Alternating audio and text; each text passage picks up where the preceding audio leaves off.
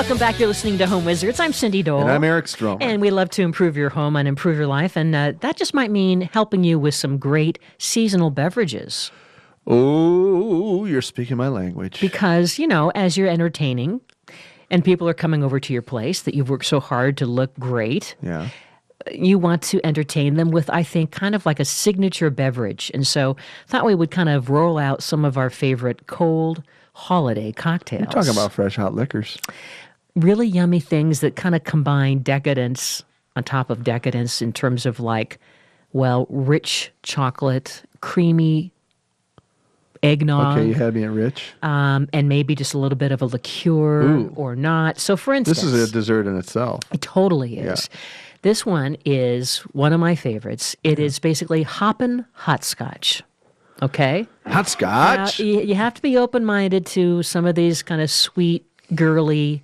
I don't know about girly. That just looks like a dessert item. Okay. Yeah. It kind of almost looks like a mousse. Yeah. But basically, you would have some butterscotch schnapps. Yeah. I've never had butterscotch never even had it. Schnapps. And you would... Hot cocoa is the...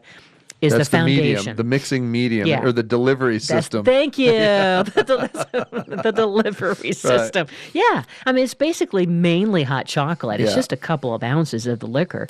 And then you put some whipped cream and some chocolate shavings. Oh, and I forgot, you could also, as an option, add a little bit of amaretto to kind of give it a really warm almond aroma. And then you serve it in one of those really cute glass Irish coffee mugs. Sure. And it looks pretty. And I got to tell you, don't skimp on the whipped cream. Make the real whipped cream. It makes all the difference in the world. Don't you think? Do you make yeah. it? Yeah. Are you kidding me? Yeah.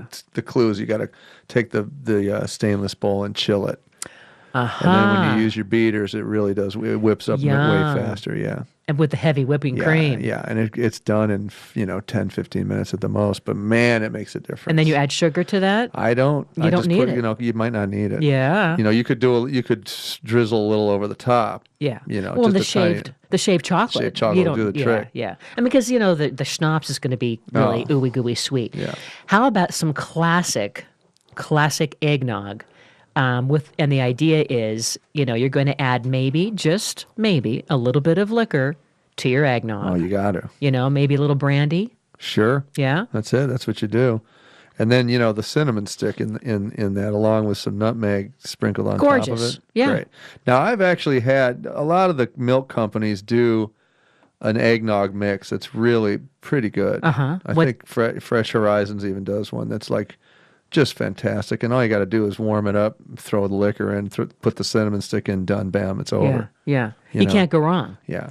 How about another cocktail called a cappuccini as opposed to a cappuccino? Because you, as the coffee guy, if you don't have, I guess you could use some gin, and if you don't have access, the liquor that they use here is called Liquor 43, but you could actually substitute with a vanilla liqueur.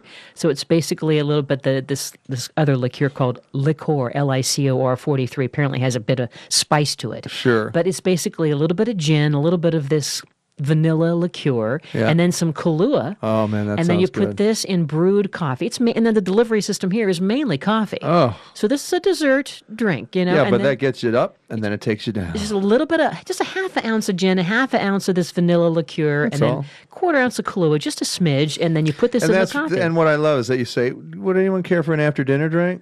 And everyone's like, I don't know. Just like, no, really, let's try one. And then you bring this thing out, bam. Yeah, and you say, this is spice cappuccino. It's just a little something. Cappuccino. There's just a little something. And then you top it with that whipped cream, the Stromer, the homemade This is when you can get your relatives to give you their PIN number after one of those cocktails. No, yeah, I'm telling PIN you. Number. How about, I know you're a tea nut as well. How about spiked chai tea? Now, I got to tell you, Oprah does a chai tea over at the old Teavana. Have you ever been to that place? It's pretty darn good. Is it good? Yeah. How did she become a tea expert, I don't know. Anyway, but you can now be a chai tea, and basically the delivery main part of this system is milk. Yeah. It's like 2 cups of milk, 2 cups of water, just a little bit of black tea, and then you're going to round out the edges with some brown sugar, some whole cloves, ginger, peppercorns, cinnamon stick, maybe even a couple of star anise, for that little kick, and then 4 ounces of bourbon. Oh, good. And then you just bring it to a boil, lower heat, simmer, serve. Isn't that lovely? I mean, that is a great, yummy, cold weather, hey, welcome to the season kind of a thing. I have a feeling that's going to make people stay longer. Now, Irish coffee is a classic. Every time we go to San Francisco, there's this great place. It's been there forever, and you always have to go there and have the Irish coffee. And here's the way you can do it yourself. I mean, it's basically Irish whiskey, a dollop of whipped cream, and you turn a cup of coffee into this classic. You know, it's not too rich, it's not too sweet, and boy, is it smooth. It's listen, the Irish coffee is something that I can't. I mean, whenever I go to these restaurants that serve like the corned beef and the Irish stuff with the potatoes, the big saucy stuff, and then you throw one of these at the end of that meal, you're just like an Irish poet. So the key that a lot of these restaurants, the trick that they use is they use the sugar cubes, the actual sugar cube, and you put 1 or 2 cubes in at the bottom of the Irish coffee cup. Yeah. Very first thing. And then you add 1.5 ounces of Irish whiskey right on top of it. That dissolves the sugar. And then you add your 8 ounces of piping hot coffee, top it off with a whipped cream. You're done. Yeah. It's perfect. It's not too sweet. It just has just a little bit. Yeah. It's yummy. I love the fact that you said piping hot. Piping hot. Sounds like you're a pirate. You're piping hot. How about it's something called Raz Apple Rum Cider? This is another kind of a spin, just kind of welcome in the Thanksgiving season with a little cozy and a little aroma, right? Because everyone loves apple cider, but this now is going to take it to another level, right? Because you're going to basically start with a cup of apple cider, but the Raz part is an ounce of raspberry syrup. Sure. And then that Chambord, that raspberry-flavored liqueur. And then you can add just a little bit of rum with some orange zest and some cloves and cinnamon. And then you basically heat this up on the stovetop for a little bit. And you want to heat it, but not boil it. And then when the steam begins to rise, you remove the cloves, you pour it into a coffee mug, and then you add the rum and stir, put that whipped cream on top. You're done. Woo. Does that sound good? That's a good one. Yeah. Beautiful looking, too. Great color on it. Don't forget that fresh homemade whipped cream. I mean, these all involve whipped cream, so you're going to need to load up on a lot of You could actually put paint thinner in a glass with whipped cream, and it would taste good. Seriously, it's good stuff. Yeah. How about just some hot spiked cocoa? See, that's appealing to me. Simple, to the T right there. Right. So the idea is you have your basic hot cocoa, but you're going to spike it with a little bit of rum, a little bit of silver tequila, or Kahlua.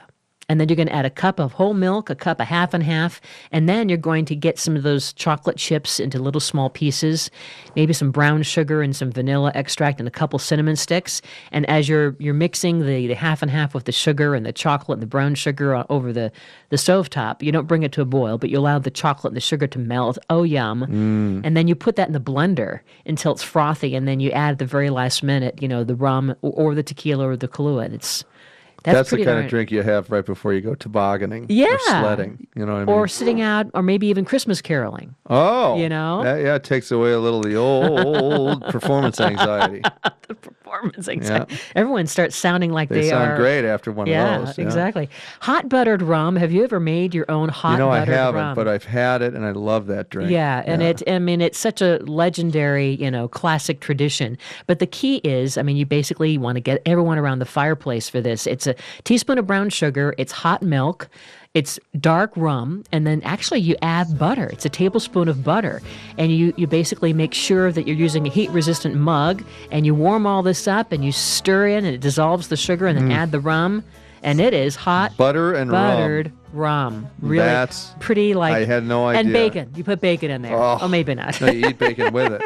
Anyway, we'll put all these recipe ideas for fall, great cocktail ideas on the website, yourhomewizards.com. Thanks for hanging out with us. And remember, next time, the key is under the mat. While you place the flowers in the vase that you bought,